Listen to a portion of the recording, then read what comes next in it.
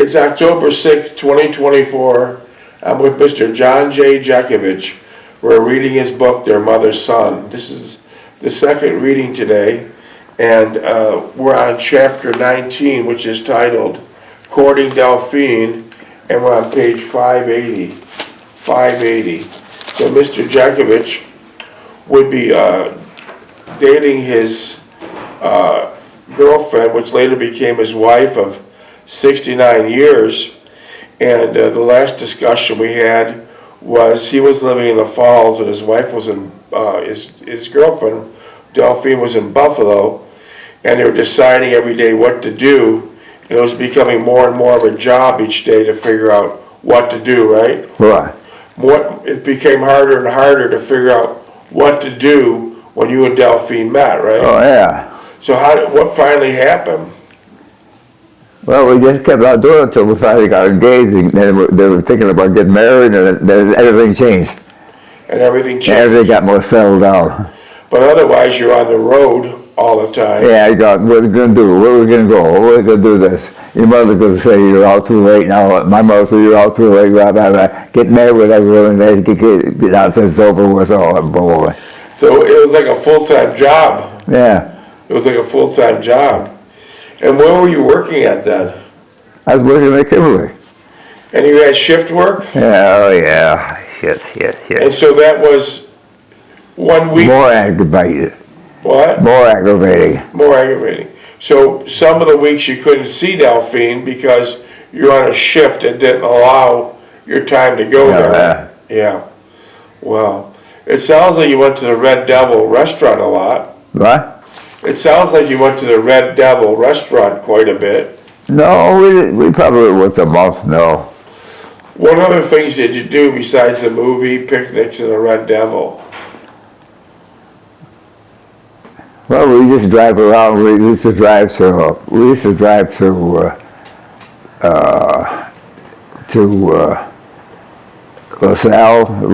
down to where you used to live out in the sticks. Did your car have a radio?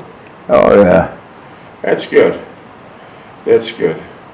So you would drive all over the place. Yeah. Even during the winter months? Huh? Even during... Yeah, well, it wasn't too icy or slimy, right? That's good, yeah. Well, you got your dog tag number, and I'll keep reading. Okay. What's your dog tag? 42659. Okay. I'm sitting here with Mr. John Jeckovich. Once again, it's October 6, 2024, and we're reading Mr. Jeckovich's book, Their Mother's Son, and we're on chapter 19 titled Courting Delphine. Mr. Jeckovich wrote this book approximately 20 years ago. It's 900 pages about, and it takes his life from 11 years old to way back into his retirement. And it covers some of the most interesting chapters when Mr. Jeckovich was in World War II. Mr. Jeckovich was in many battles, including the Battle of Bulge, which is basically the end of the European theater war, and then but the Pacific War raged on. Weren't you worried about when the war in Europe ended that you might send you to the they were Pacific? shipping us up to the Pacific, yeah. Yeah. Did that ever happen? No. Lucky you. Well, they dropped the bomb. Yeah, well, many of the men, when the war was winding, many of the young men, when the war was winding down, they're saying, we made it this far, let's be super careful that we don't get hit by a sniper. Yeah. Because there's still a lot of rogue snipers out there. Yeah. Still a lot of rogue snipers out there. And during the World War II, there were 16,400,000 young men and women from the United States in the war. And we lost already, through old age, disease, and death from the war, 16,300,000. So we have approximately 100,000 left. But combat veterans like Mr. Jeckovich, he was shot up, beat up, stabbed, bombed. He still has shrapnel in his leg, and trench foot, and frostbite. Does your frostbite still bother you? Oh, yeah, bothered me last night. When the temperature goes down, it goes down. Yeah, yeah. So it's been going on for 80 years. Some of the pain just doesn't go away. But anyways, we keep on reading his book and finding out interesting stories about Mr. Jeckovich, and a lot about the war. He was a heavy machine gun operator, and the barrels got so hot they had to have the machine guns water cooled, and because the temperature during the Battle of Bulge was a record 30-year low, they had to put, what'd you put in the water? Antifreeze. Antifreeze, to stop it from freezing over. Yeah. Huh. That barrel got so hot, if you grabbed it, what would happen? Burn your hand. Very badly. Yeah. You have them by the hangers. Very badly. That's a barrel got red hot. So there's only about 7,000 of these World War II combat vets, probably maybe 6,000, but for argument's sake, we'll say 7,000, and we're losing them at a rate of 150 per day. So if you have any questions for this World War II vet, you can text them at 407-366-0000. Text Mr. Jeckovich any questions. They don't have to be war related, they can be any question, at 366-0000. Oh, and by the way, on October 17th, 8 days away, Mr. Jeckovich turns 99 years old. So if you like, send him a happy birthday text at 407-366-0000. And we tell Mr. Jeckovich to make him feel a little bit younger. On October 17th, you'll be celebrating the 78th anniversary of your 21st birthday. You'll be celebrating the 78th anniversary of your 21st birthday. Yeah. So he gets a chuckle out of this and makes him feel a little bit younger. Yeah. So, is your book for sale? No. This Mr. Jeckovich's book isn't for sale. It's just for public information to share with people what was the war about and what was life back then. It seems so simple compared now. There was no cell phones or TVs or computers or social media. It seems so simple compared to what we have now. And they had to me, in my opinion, they had a great life. It was a very simple living arrangement. Gas was 19 cents a gallon. Houses were $9,000 to $10,000. The same houses today that are still standing. 21 minutes. They're like in the 400,000 or 500,000. The exact same house that was built for $8,000 or $9,000. What time is it? Way in the day. Let me see. 7:20. 7:20, early. So it's funny how things have changed. And back then, when Mr. Jeckovich was in the Army, the Infantry Division, he was actually in the he was actually in Company H, the 2nd Battalion, 291st Regiment of the 75th Infantry Division of the U.S. Army during World War II.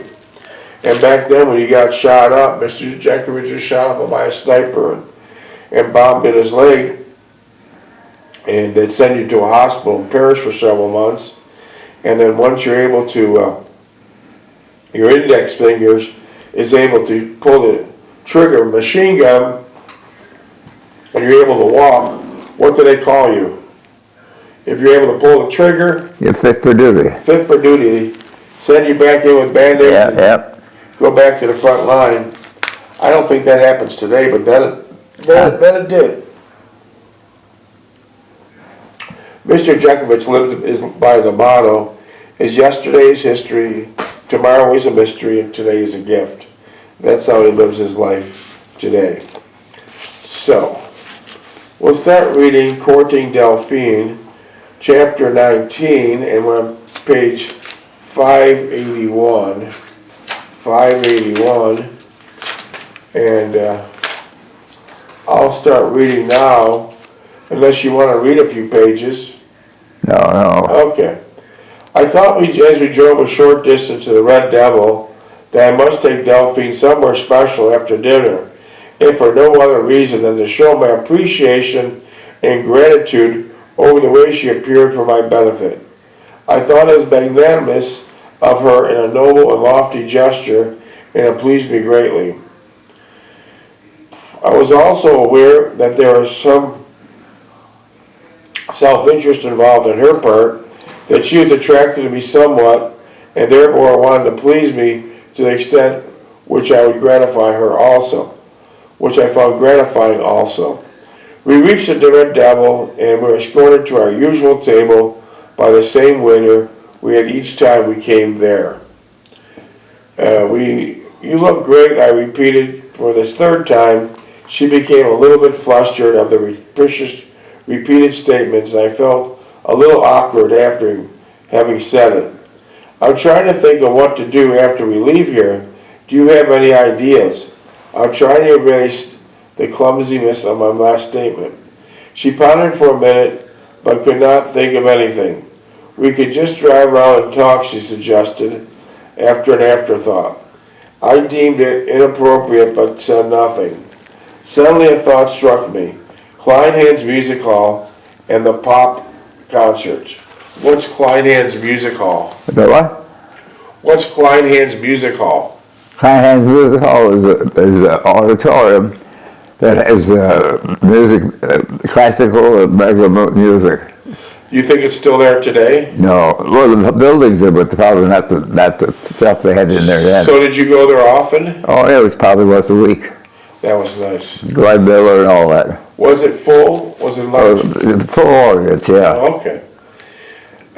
If we only had the right date for their concerts, it'd be worth a chance, I muttered to Delphine. She remarked that the location was on Delaware Avenue, past the park. As luck would have it, we found the place. Now, if only there were seats still available. We parked at the car hurriedly and walked into the main entrance. Yes, there were tickets available at a full price of $2.50 per person.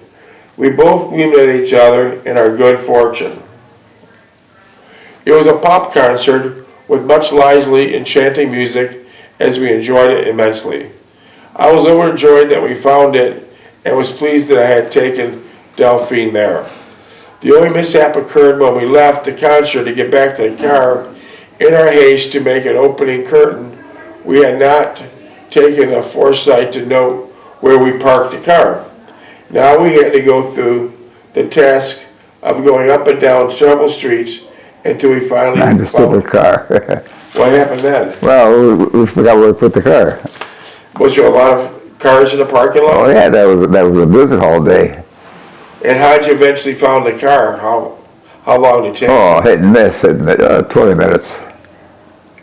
Was it snowing that day? No, it was cold though. Okay. Cold and windy. Okay, let's see. Luckily, we had not parked a distance away, and it was not raining. We both took it as an adventure, and I knew for certain that Delphine would never complain regarding it, so we both enjoyed the episode. For some reason, I felt closer to her. It was rather difficult to explain, but there was a bond that kept developing between us tonight, seemed to exemplify it more greatly. We felt closer. I knew that she was the same sensation. I'll miss you next week, after the week after, and the week after, I explained, trying to put into words that we both felt. I know, she laminated. It seems like a long period. I think we got used to you and miss you too. That was a trying time to find out what the hell to do. Every day you had to find out what to do, where to go. So you had to do that for about a year, right? Yeah. Besides Kleinhand's Music Hall, where else did you go? Oh, we went to Strand and Cataract for a while. How were the movies there? But they're Technicolor now. They're all Technicolor now. And during the summer, did you go on picnics? Huh? During the summer? Summertime we went to picnics, yeah. Glen Park. Where at? We went to that place outside of Buffalo. We skied in the wintertime, we picnicked in the summertime.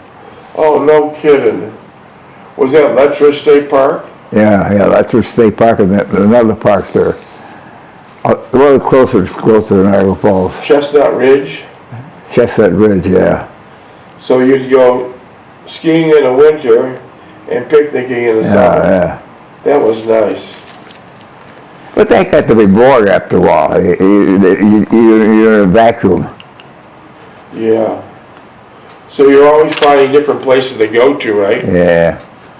Did Delphine's sisters or brother ever go with you? No. Did your brother or sister ever go with you? No. No. Was Rosalie and Agnes once or twice. More Rosalie than Agnes. Oh, I see. Well, that's something. Let's see. I'll see you tomorrow, I murmured, kissing her hand softly, probably for the last time for the next couple weeks. She held my hand and finally said, let's just drive around tomorrow, maybe go to Chestnut Ridge. Well, we just mentioned that. Chestnut Ridge and walk in the park for a while. I liked the idea and suggested we get a snack and got out of work and then headed for the park. She was very excited at the prospect, saying that she had not been to the park for a while and she went ice skating there in the winter. We stopped at the Your Host for coffee and apple pie and sat and talked for a while, enjoying each other's company. Are you going to see your other boyfriend when I'm gone for several weeks? I teased her. What boyfriend? She uttered, turning my hand over in her hands. I don't have another boyfriend. You mean I'm your steady boyfriend? I teasingly related, waiting for her answer.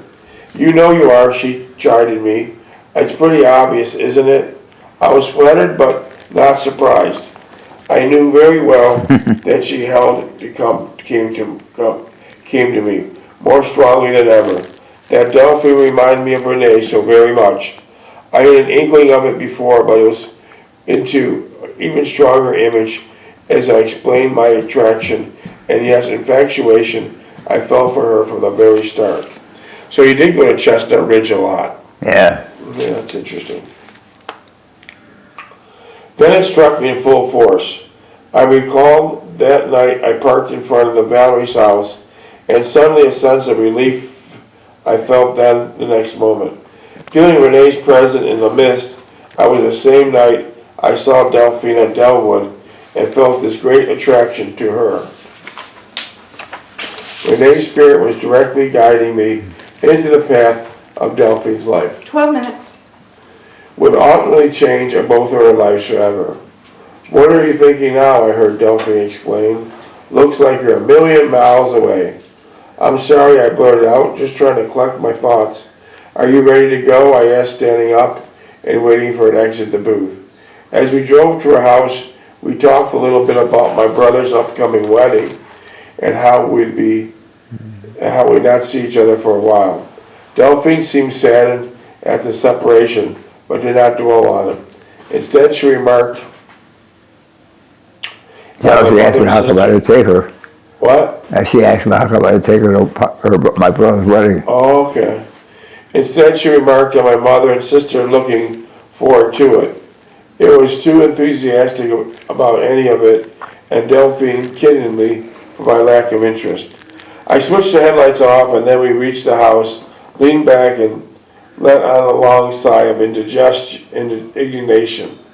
Well, that's all about Delphine ventured moving closer to me, and what don't you want to do? She questioned, expecting a long drawn-out discussion. Instead, I reached over and kissed her, and I like being with you instead of going out that damn fool wedding. You didn't want to go to the wedding? No. Okay. Was the wedding nice? Oh, yeah. Okay. Big deal meeting a lot of people, I stammered, holding close. Well, I was the best man, too. Okay. And that's when he married Millie, right? Yeah. Okay. You know, every time, where did he meet her, in school or something? Who? Where did he meet Millie at? Where did Steve meet Millie at?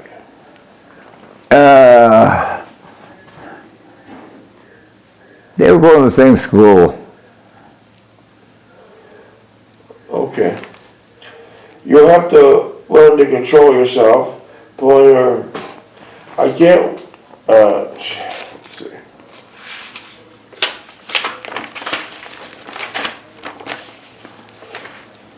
Besides it's literally getting late, I must go. Some of us have to work every day, she said, smiling and wiping the lipstick smear off my face. I see you didn't get the Kleenex yet. I guess I have to buy a box for you to keep in your car, she reflects, running a comb through her hair. I'll see you tomorrow, I answered. We'll go to Chestnut Ridge and walk around, and I promised I'll get you home early. She told me that one time to meet her at the store around 5 p.m., which would give us about 5 hours at the park. Delphine began to open the car door, and I darted out to aid the escort her to the side door.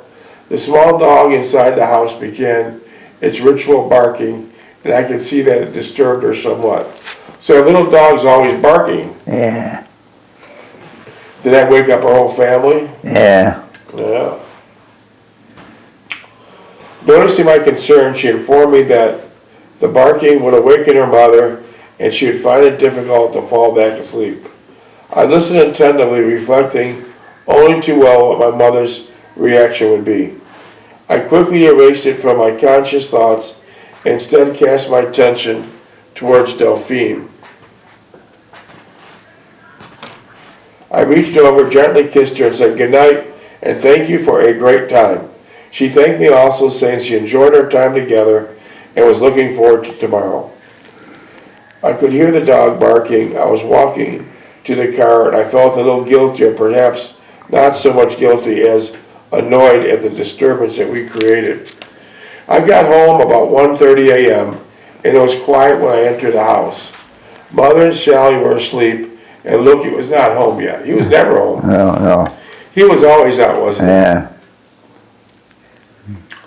I went to the bathroom, shut the door, and turned on the lights to wash up.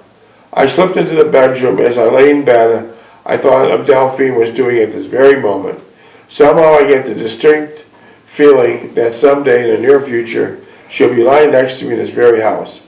It was an eerie, uncanny inkling, which I thought impossible and no validity to it, but I guess I get the impression that the events between Delphine and me were progressing at a rapid conclusion, and something would happen to indicate in the direction we would take in our relationship.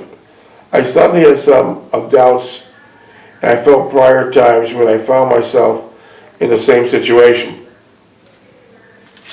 But this appeared dissimilar, and somewhat the outcome would be unlike anything I had experienced before. I met Delphine the next day. We planned our visit to Chestnut Ridge, and we stopped on the way to the store for some things for the picnic. What kind of store would you stop at? What? To get picnic items, what kind of store was there to get some picnic items? A supermarket? Publix. Okay, Yeah. Okay. We arrived at the park at about 6 p.m. and it was almost empty of people. We drove around a bit, parked in one of the small picnic areas scattered throughout the park complex, and we ate small picnic lunches. You must be starved, I remarked. Not really, she stated. I had a late lunch period, and Rosalie and I went out to eat at a small restaurant nearby. It was quiet here, I observed, leaning back in a seat and taking her hand. She remarked that it was restful and she enjoyed coming here with her family on Sunday picnics. Minutes, please. So her mother and father would take her also there for picnics, right? Oh. At Chestnut Ridge. Her mother? Her mother and father would take Delphine to Chestnut Ridge for picnics at time when she was younger, right? When Delphine was a young girl. Oh, yeah, they didn't think of it. They didn't go outside of Buffalo, no. Okay. No. Let's see. She thought for a moment and then said, rather No, not really. When you came here, I was much younger and everything was such a great adventure. Now that I'm older, I sort of realize the significance of those events and like to look back on them. I think I enjoy them all over again. And I was with my own family. I mean, my own children. Do you like children? I asked her faint-heartedly, almost knowing how she'd answer. Oh yes, she quickly replied.